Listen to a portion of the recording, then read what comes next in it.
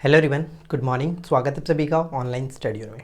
तो फ्रेंड्स, उम्मीद करते हैं कि इससे पहले कि आपने मुग़ल साम्राज्य के सभी बादशाहों के बारे में अच्छे तरीके से सारी वीडियोस को देख लिया होगा, क्योंकि इससे पहले मैंने आपको सारे शासक के बारे में कंप्लीट करा दिया। और आज हमारे पास लास्ट है जो कि औरंगज़ेब। और औरंगज़ेब से जुड़ी हुई जो भी जानकारी जाननी चाहिए, जो एग्ज़ाम्स में लगभग पूछे जाते हैं, वो मैंने इस वीडियो में कवर करने की पूरी कोशिश की है। ठीक है, तो आप इस वीडियो के साथ एंड तक बने रहिए और अच्छे तरीके से सारे पॉइंट्स को समझ लीजिए और इन्हें याद रखने की कोशिश करिए। तो चलिए, ज़्यादा समय ना लेते वीडियो को शुरू करते हैं। तो देखिए, सबसे पहले हम बात करते हैं औरंगज़ेब का जो शासनकाल रहा वो कहाँ से कहाँ तक रहा। जब तक अगर आपको शासनकाल नहीं याद रहता तो इसके बीच के अगर कुछ पॉइंट्स अगर लगभग एग्जाम्स में पूछ जाते हैं तो वहाँ पे ऑप्शन एलिमिनेट करना थोड़ा सा मुश्किल हो जाएगा। इसलिए शासनकाल याद रखिएगा तो थोड़ा सा आपका ये हो जाता है कि आप आसानी से गेस कर लेते हो। तो औरंगज़ेब का जो शासनकाल रहा 1658 से 1707, ठीक है, 1707 में इसकी मृत्यु हो गई थी। 1658 में ये जो कि मुग़ल साम्राज्य का शासक बना, यानी कि गद्दी पर बैठा हुआ था। जन्म की बात करें तो औरंगज़ेब का जन्म हुआ था 3 नवंबर 1618 ईस्वी को। 3 नवंबर 1618 ईस्वी को उज्जैन के समीप दोहन में हुआ था। उज्जैन के समीप दोहन में हुआ था, जिसके पिता, अगर औरंगज़ेब के पिता की बात करें तो पिता इसके शाहजहाँ थे। ठीक है, पिता इसके शाहजहाँ थे और इसकी माता थी मुमताज़ महल। ठीक है, मुमताज़ महल इसकी माता थे। अब हम यहाँ से बात करते हैं इनके संबंध में जो जो पॉइंट्स है वो देखते हैं। जैसे देखिए, आपको पता होगा कि इसने अपने पिता यानी शाहजहाँ को कैद किया था। इससे पहले वाली मैंने शाहजहाँ वाली जो वीडियो थी उसमें मैंने आपको बताया था। तो शाहजहाँ को इसने कैद किया था और उत्तराधिकारी का युद्ध चल रहा था, यानी कि कौन राजा बनेगा अपने भाइयों में, दारा सिकोह और ये जो कि खास करके ये दोनों लड़ रहे थे। तो उसमें आपको दो युद्ध के बारे में पता होगा, जैसे कि धर्मट का युद्ध, एक सामूगढ़ का युद्ध। तो सबसे पहले धर्मट का युद्ध हुआ, उसके बाद सामूगढ़ का युद्ध हुआ था। तो इन सभी युद्धों में विजय के पश्चात 21 जुलाई 1658 को मुगल साम्राज्य की गद्दी पर बैठा था कौन? औरंगज़ेब। ठीक है, 21 जुलाई 1658 को मुगल साम्राज्य की गद्दी पर बैठा। गद्दी पर बैठने के साथ ही इसने उपाधि धारण किया आलमगीर। ठीक है, आलमगीर के नाम से इसको जाना जाता है। 1658 में इसने उपाधि धारण की, आलमगीर की उपाधि इसने धारण की थी। तो ये चीज़ आपको याद रखना है। इसे जिंदा पीर के नाम से भी जाना गया, जिंदा पीर के नाम से भी जाना गया। ये क्वेश्चन बहुत बार पूछा था, तो इसको आप एकदम अच्छे से याद रखिएगा। आलमगीर या फिर जिंदा पीर के नाम से किसको जाना जाता है? औरंगज़ेब को जाना जाता है। इसका 2 बार राज्याभिषेक हुआ था, यानी कि ये शासक था जो जिसका 2 बार राज्याभिषेक हुआ। पहला राज्याभिषेक जुलाई 1658 को और दूसरा राज्याभिषेक जून 1659 को। और दोनों राज्याभिषेक कहाँ पर हुआ था? तो दिल्ली में ही हुआ था। दोनों राज्याभिषेक दिल्ली में ही हुआ था, तो ये भी याद रखेंगे। अपने ध्यान रखिएगा कि अपने शासनकाल में औरंगज़ेब ने बहुत सारे प्रतिबंध लगाए थे। जो पहले से चली आ रही थी चीज़ें, उस पर प्रतिबंध इसने लगाया था। तो उसमें से क्या क्या चीज़ें खास थे, जैसे कि जुए और नशा करने पर प्रतिबंध लगाया था। तुलादान प्रथा, आपको पता होगा कि तुलादान प्रथा क्या होता था। एक तरफ राजा को बैठा जाता था, दूसरी तरफ प्रजा से धन से उसको जब तक मतलब कि बराबर ना हो जाए तब तक तौला जाता था। तुलादान प्रथा, इसको हटाया गया, बंद किया गया। मंदिर निर्माण पर इसने रोक लगाया, ये चीज़ ध्यान रखेंगे। मंदिर निर्माण पर इसने रोक लगाया था। संगीत एवं नृत्य पर भी इसने रोक लगा दिया था। कुरान विरोधी कार्य पर भी इसने प्रतिबंध लगाया। सिक्कों पर कलमा लिखवाने का जो प्रचलन था, इस पर इसने पूरी तरह से बंद करवाया। तो ये इसके समय के कुछ महत्वपूर्ण प्रतिबंध किए गए कार्य थे, इनको आपको याद रखना है। ठीक है, अब इसके बाद हम आगे बढ़ते हैं। और इन सभी कारणों की वजह से मतलब कि बहुत सारे ऐसे ऐसे कार्य किए जो कि प्रजा को भी काफ़ी तरह से निचोड़ करके रखता था, शोषण की तरह भी कह सकते थे। तो इन सभी चीज़ों को देखते हुए इसके समय में बहुत सारे विद्रोह हुए थे अलग अलग मतलब कि साम्राज्यों की तरफ से। जैसे कि अगर सिख साम्राज्य की बात करें तो सिख साम्राज्य का विरोध हुआ, मराठों ने विरोध किया, पंजाब के जो लोग थे उन्होंने भी विरोध किया। मतलब कई तरह के विरोध इसके समय में देखने को मिलता है। इसमें एक सबसे इम्पॉर्टेंट जो आपको याद रखना है, जैसे कि सतनामी विद्रोह। सतनामी विद्रोह कब हुआ था? 1672 में। ये क्वेश्चन बहुत इंपॉर्टेंट है, इसको याद रखिएगा।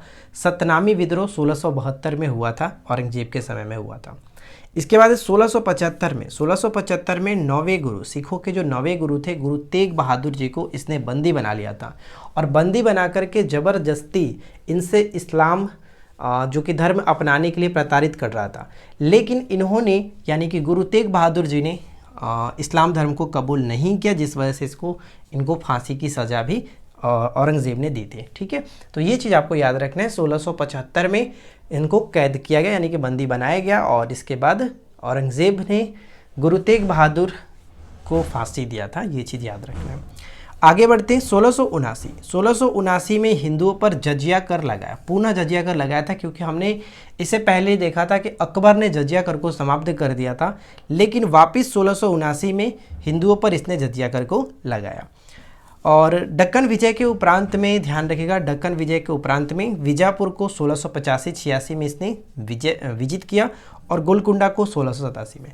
देखिए, विजापुर वाला 85-86, कहीं कहीं 85 लिखता है, कहीं कहीं 86 लिखता है, तो दोनों में से आप जो भी पेपर में देखने को मिले आप वहाँ पे टिक करेंगे, लेकिन 85 जहाँ तक देखने को मिला, ज़्यादातर 85 देखने को मिलता है। और गोलकुंडा यहाँ पे 1687, क्योंकि एनसीईआरटी में 85 ही है, तो आप 85 याद रखिए, 1687 गोलकुंडा पर।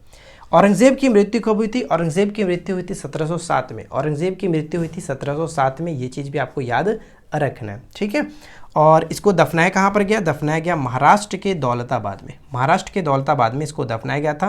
मृत्यु हुई थी 3 मार्च 1707 को, जन्म हुआ था 3 नवंबर 1618 को। दिल्ली के लाल किले में मोती मस्जिद का निर्माण भी औरंगज़ेब ने ही कराया था। ये क्वेश्चंस भी बहुत बार रिपीट होते रहता है। तो देखिए, इधर के सारे पॉइंट्स मैंने आपको कवर कर दिए, आप इनको अच्छे से याद रखिएगा। अब जो ज़्यादातर क्वेश्चंस पूछे जाते हैं वो इधर के पॉइंट से पूछे जाते हैं, तो चलिए हम लोग फटाफट से इधर के भी देख लेते हैं। देखिए, 1634 की बात करते हैं। सबसे पहले 1634 में शाहजहां, यानी इसके पिता ने, औरंगज़ेब के पिता ने, शाहजहां ने इस औरंगज़ेब को सूबेदार नियुक्त किया था। कहाँ का? तो दक्कन का। ठीक है, दक्कन का सूबेदार नियुक्त किया था 1634 में, ये ध्यान रखिएगा। औरंगज़ेब ने अलग अलग लोगों को उपाधियाँ भी दी थी, तो यहाँ पे इसके उपाधि के संदर्भ में हम बात कर लेते हैं। दिलरास बानो बेगम, जो कि इसकी पत्नी थी, दिलरास बानो बेगम को इसने उपाधि दी थी रबिया उद दुरानी की उपाधि। ठीक है, रबिया उद दुरानी की उपाधि दिया गया था औरंगज़ेब के द्वारा किसको मिला था उपाधि? तो दिलरास बानो बेगम को। नवाब जो नाई है, नवाब नाई इनकी दूसरी पत्नी थी, नवाब नाई इनकी दूसरी पत्नी, इनको भी एक उपाधि दिया था रहमत उन निसा का, रहमत अन निसा की उपाधि दी थी, रहमत अन निसा की उपाधि दी थी। जहां आरा को भी इसने एक उपाधि दिया था। यहाँ पे देखिए, बस जमानी याद रख लीजिए, इतना काफ़ी है। साहिबात उज जमानी की उपाधि किसकी थी? तो जहां आरा की उपाधि थी, और ये उपाधि किसने दिया था? औरंगज़ेब ने ही दिया था। ठीक है, तो ये 3 चीज़ आपको याद रखना है। अब यहाँ पे देखिए, बीबी का मकबरा जो कि दिलरास बानो बेगम की याद में बनवाया गया था, जिसको ताजमहल का फुहड़ नकल भी कहा जाता है, या फिर द्वितीय ताजमहल के रूप में इसको जाना जाता है। बीबी का मकबरा औरंगज़ेब ने बनवाया था औरंगाबाद में, महाराष्ट्र के औरंगाबाद में इसको बनवाया था। सर्वाधिक हिंदू सेनापति रखने वाला ये शासक था, सर्वाधिक हिंदू सेनापति रखने वाला शासक औरंगज़ेब।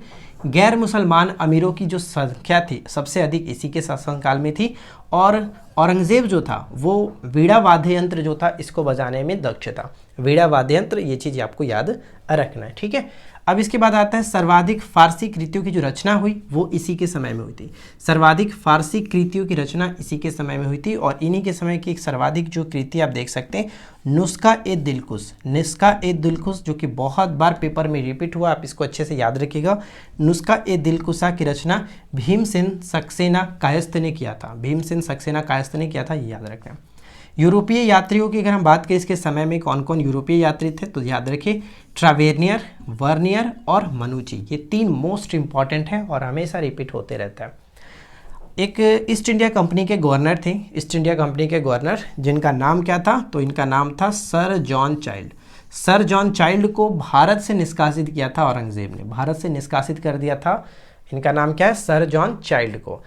औरंगज़ेब के द्वारा चलाया गया था जिहाद। जिहाद का अर्थ क्या था? औरंगज़ेब के द्वारा चलाए गए जिहाद का अर्थ था दारुल इस्लाम। दारुल इस्लाम बहुत बार रिपीट हुआ। अकबर के समय में प्रांतों की जो संख्या थी, मुगल साम्राज्य में जो सूबे थे जिसको प्रांत भी कहते थे, इसकी संख्या हुआ करती थी 15, लेकिन औरंगज़ेब के समय में ये बढ़कर के 20 हो गई थी, ये भी याद रखिए। शाही वेश में फ़कीर कहा जाता था, या फिर दरवेश के नाम से इसको जाना जाता था औरंगज़ेब को। शाही वेश में दरवेश या फिर फ़कीर के नाम से जाना जाता था, किसको? औरंगज़ेब को। जदुनाथ सरकार जो थे एक साहित्यकार हैं, आपको पता होगा, और इन्होंने औरंगज़ेब के संदर्भ में एक बात कही थी कि जिस प्रकार यूरोप के फोड़े ने नेपोलियन को बर्बाद कर दिया, उसी तरह से दक्कन के फोड़े ने औरंगज़ेब को बर्बाद कर दिया, ये बात कही गई थी यदुनाथ सरकार के द्वारा। तो ये चीज़ थोड़ा सा आपको याद रखना है, ठीक है। और चलते चलते हम बात कर लेते हैं कि एक और जो कथन था औरंगज़ेब के द्वारा कि मैं उसके मतलब कि खुद जब उसका मृत्यु हो रहा था तब उसने खुद से ये बात कही थी कि मैं अकेले आया था और मैं अकेले जा रहा हूँ। ये कथन किसका था? तो औरंगज़ेब के खुद का था, ठीक है। तो ये रही कुल मिलाकर के औरंगज़ेब से जुड़ी हुई जो भी महत्वपूर्ण पॉइंट्स थे वो हमने कवर किया।